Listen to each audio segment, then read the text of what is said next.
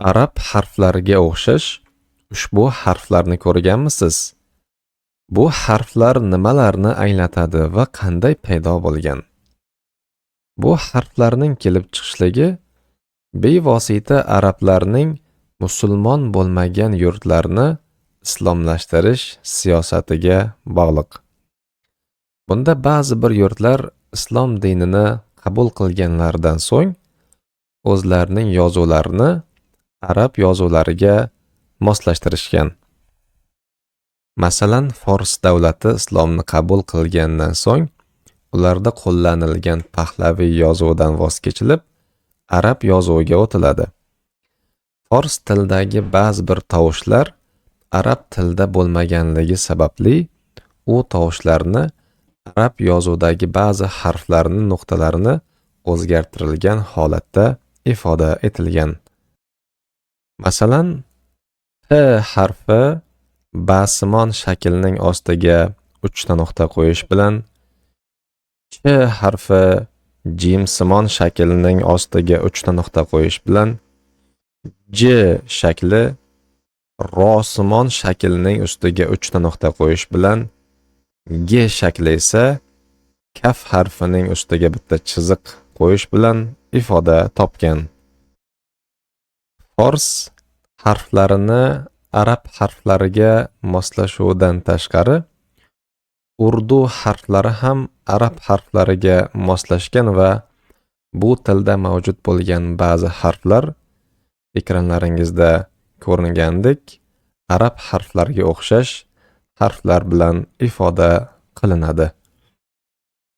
Arablar bizning yurtlariga, ya'ni Movarounnahr diyorlariga yurish qilishlaridan oldin bizning yurtimizda O'rxun Enasoy, So'g'd va qadimgi Uyg'ur yozuvlaridan foydalanilgan. Movarounnahr ham islom dinini qabul qilganlaridan so'ng tabiiyki bu yozuvlardan voz kechilib, uning o'rniga arab yozuvlariga o'tilgan.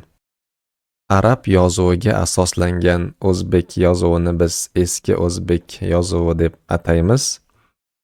O'zbek tilida bor bo'lgan ba'zi bir tovushlar arab tilida bo'lmaganligi sababli bu tovushlarni ifodalash uchun arab harflariga o'xshash harflardan foydalanilgan va bu harflar bevosita fors alifbosidan olingan. Arab yozuviga asoslangan eski o'zbek yozuvidan turkiy xalqlar, jumladan o'zbeklar, asrlar davomida islom dini, ilm, fan, adabiyot va davlat ishlarida ishlatishgan. Bundan tashqari Alisher Navoiy, Zahiriddin Muhammad Bobur, Ogahiy, Munis kabi klassik adiblarimiz o'z asarlarini aynan mana shu yozuvda yozganlar. Xulosa qilib aytadigan bo'lsak, arab harflariga o'xshash harflar arab harflari emas.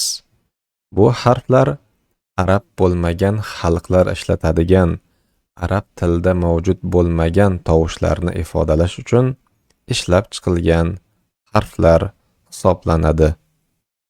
Va bu harflar qaysi tovushlarni anglatishligini ekranlaringizda ko'rishlaringiz mumkin.